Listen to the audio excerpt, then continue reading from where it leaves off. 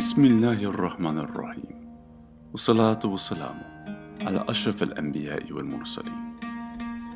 Assalamu alaikum wa rahmatullah. Peace and blessings be upon you. Thank you for joining us for another episode of Quran for All Seasons. I'm your host, Joseph Lombard, Professor of Quranic Studies in the College of Islamic Studies at Hamad bin Khalifa University in Doha. In today's episode, we will discuss Sūrat al-Sharḥ, the 94th surah of the Quran, which is among those revealed in the early Meccan period, the first years of the mission of the Prophet Muhammad sallallahu alaihi wasallam. Sūrat al-Sharḥ, which means the expansion, is named for its reference to the expansion of the breast of the Prophet in the first verse. It is also known as al-Inshirah, which comes from the same root as Sharh, meaning the expanding. And sometimes it is known by the first words of the surah as Did we not expand, or Alam Nashrah. The whole of the surah is an address to the Prophet Muhammad. It is closely related to the previous surah, Ad-Duha, which is also addressed directly to the Prophet. Some of the companions of the Prophet are reported to have recited these two surahs together, without the basmalah in between, as if they were a single surah. The thematic and structural connections between these two surahs are such that some scholars say it is clearer than the sun. The surah begins with a reminder of the blessings that God has bestowed upon the Prophet in the first 4 verses. These verses also reveal to us something regarding the nature of the Prophet and the burden of prophethood.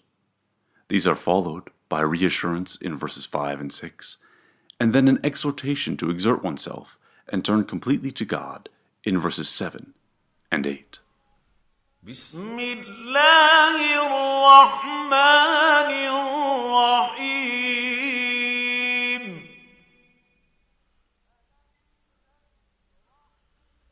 ألم نشرح لك صدرك ووضعنا عنك وزرك الذي أنقض ظهرك ورفعنا لك ذكرك فإن مع العسر يسرا إن مع العسر يسرا فإذا فرغت فانصب وإلى ربك فارغب. For purposes of our discussion today, we will be using the following translation. Did we not expand for you your breast, and lift from you your burden, that weighed heavily upon your back? And did we not elevate for you your renown? For truly with hardship there is ease. Truly with hardship there is ease. So when you are free, exert yourself, and turn your desire to your Lord. In the first verse, the question is posed in the negative for rhetorical emphasis. That is, it says, did we not? Alam. This form of address indicates we certainly did expand for you your breast, as if a parent were to say to their child, did I not bring you into this world, or did I not provide for you? Meaning that they had indeed done these things. In the Quranic context, expansion of the breast relates to ease and comfort, especially in matters pertaining to religion. An expanded breast is said to be a characteristic of those who are righteous, as-salihun. In this vein, when he received the call to prophethood, the prophet Moses prayed to God, Rabbi yashrah li sadri, my Lord, expand for me my breast. God expanding the breast of the Prophet Muhammad refers to God opening his breast to receive revelation, and to God removing any barrier to the Prophet's understanding of it. It also alludes to God providing the Prophet the patience and forbearance, sabr, necessary to withstand the opposition of his enemies. Verse 97 of Surah 15, Surat al-Hijr, refers to the Prophet's need for relief in the face of those who opposed him. Here God says to him, "And certainly we know that your breast is straitened because of what they say. وَلَقَدْ نَعْلَمُ أَنَّكَ يَضِيقُ صَدْرُكَ بِمَا يَقُولُونَ." In verse 2 of Surah 7, Surah al-A'raf, the Quran is referred to as a book sent down unto you, kitabun unzila ilayk. So let there be no constriction in your breast because of it.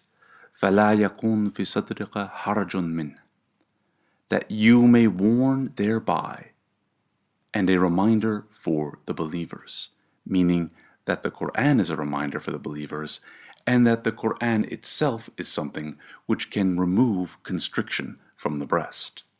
Beyond the prophets, peace be upon them, the benefits of expanding the breast for faith and ease apply to all believers, as in verse 125 of Surah 6, Surah al-An'am, "Whomsoever God wishes to guide, He expands his breast for submission. فَمَن يُرِدِ اللَّهُ أَن يَهْدِيَهُ يَشْرَحْ صَدْرَهُ لِلْإِسْلَامِ."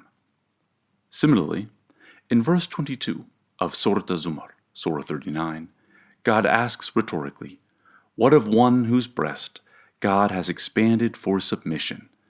أَفَمَنْ شَرَحَ اللَّهُ صَدْرَهُ لِلْإِسْلَامِ, such that he follows a light from his Lord." Together, these and other verses indicate the power that revelation has to provide comfort and ease. Some say that the phrase, "lift from you your burden," in verse 2, refers to God lightening the burden of prophethood by providing the prophet the solace and solitude that are to be found in night prayer, Qiyam al-Layl. Such devotion relieved the prophet of burdens so that he could recommit himself to his mission. Weighed heavily, anqada, implies something weighing one down until one's back makes a sound. The burden of prophethood is one that would crush most human beings, as in the end of Surat al-Ahzab when it said that we offered this to the mountains, but they refused it. In several instances, the direct weight of receiving revelation was witnessed by others, when, for example, the legs of the prophet's camel buckled while he was receiving revelation, or when Abdullah bin Maktum, whose story we will discuss in the commentary on Surat Abasa, reported that while he was sitting next to the prophet cross-legged, and a revelation came to the prophet's thigh weighed so heavily upon his own thigh that he thought his own leg would break. According to others, the burden lifted from the prophet is that of error, and this would be a reference to the beginning of Surat al-Fath, Surah 48, where God promises the prophet, "Truly we have granted you a manifest victory," or a clear victory, "Inna fatahna laka fathan mubina," that God may forgive you your error that has preceded and that which is to come. لِيَغْفِرَ لَكَ اللَّهُ مَا تَقَدَّمَ مِنْ ذَنْبِكَ وَمَا تَأَخَّرَ وَيُتِمَّ نِعْمَتُهُ عَلَيْكَ وَيَهْدِيَكَ صِرَاطًا مُسْتَقِيمًا, and complete His blessing upon you and guide you upon a straight path. More broadly, these verses could refer to lifting the burden of ignorance and confusion that is said to have afflicted Arabia, but which was lifted through the revelation of the Quran and God sending a messenger to the people. As regards verse 4, "And did we not elevate for you your renown?" The angel Gabriel came to the prophet and said, "Your Lord says, 'Do you know how I elevated your renown?'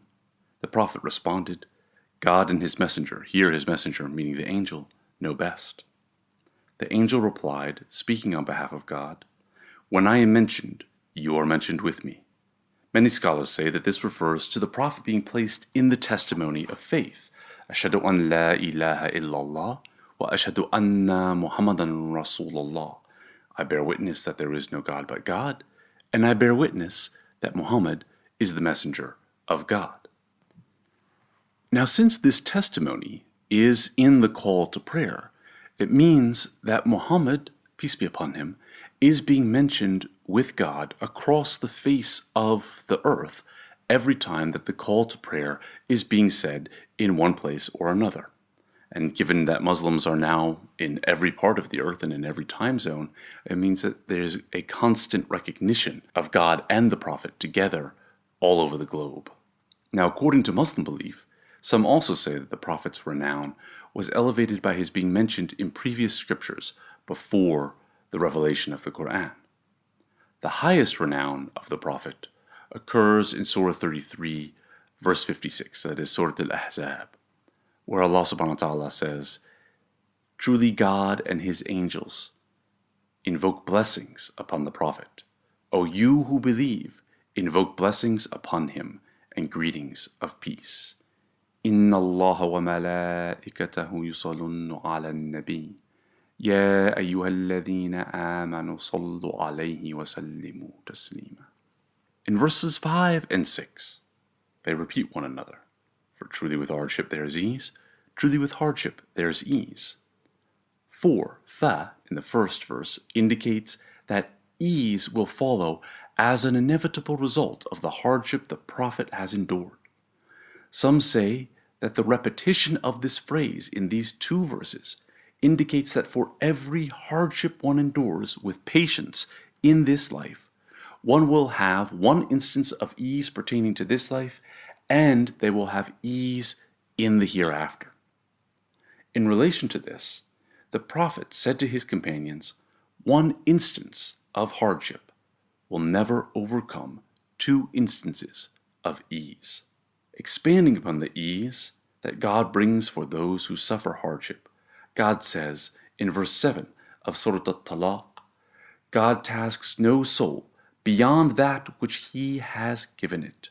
لا يكلف الله نفسا إلا ما أتاها. God will bring ease after difficulty. سيجعل الله بعد عسر يسرا. Or literally, God will bring unease after a difficulty. Through these and other verses, we see that from a Quranic perspective, one should not despair of the hardships one must endure, for the greater ease is that which is to come, be it in this life or in the next life. And it is in the nature of hardship that ease will follow, just as expansion follows contraction. As you're recording this episode of the podcast in the month of Ramadan, we would be remiss were we to fail to relate this discussion to the mention of hardship and ease in verse 185 of Sūrat al-Baqarah, the verse which could be called the verse of Ramadan. After giving the command to fast the month, God says, God desires for you ease and does not desire for you hardship. يُرِيدُ اللَّهُ بِكُمُ الْيُسْرَ وَلَا يُرِيدُ بِكُمُ الْعُسْرَ. Now most relate this phrase to the exemption that God gives to travelers and the sick in the same verse, when God says, Let whosoever is among you that is present fast therein, and whosoever is ill or on a journey, it is a number of other days. From this perspective, ease would refer to the mercy of God granting exemption to those on whom fasting would be more cumbersome. But from another perspective, the phrase God desires for you ease and does not desire for you hardship refers to fasting itself, meaning that enduring the hardships of fasting will bring greater ease in this life and in the next. Fayduddin al-Kashani takes this another step. He writes, God desires for you ease by your attaining to the station of oneness and being reinforced by the power of God, and does not desire for you hardship, namely the charging of acts upon weak and incapacitated souls. Now this is to say that although the difficulties some endure in adhering to the rites of their religion may at times seem onerous, this is not the intention. What is intended is the ease and felicity that patient adherence to religious rites and spiritual practice will inevitably bring.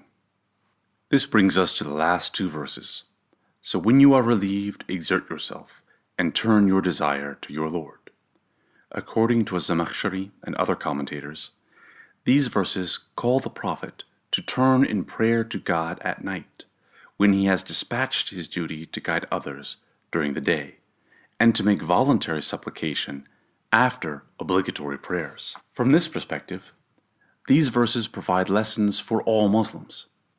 When one is relieved of exerting oneself in the responsibilities of this world, one should exert oneself in prayer. When one has fulfilled the obligatory prayers, one should continue to exert oneself by performing good deeds and additional acts of devotion. One should never cease to strive in the way of God and exert oneself more to do God's will and draw closer to God. This final verse is thus an exhortation to not desire this world, but to let one's desire be for God alone. It calls for the complete tawakkul, trust in God, by exhorting one to call only upon God, who is powerful over all things. While many perform prayers out of a sense of obligation or out of a desire for blessings, one should do so seeking only to please God and draw closer to God. In this sense, the meaning is when you have completed the obligatory acts, salat, prayer, zakat, charity, sawm, fasting, continue to strive for your Lord and return to Him as you were before this life, as your true self, before the appearance of creation, alone with the alone. For your true self is the self who you are when you stand alone before God. أقول هذا وأستغفر الله. Thank you again for joining us on Quran for All Seasons. Today's episode was made possible by a grant from the Radius Foundation.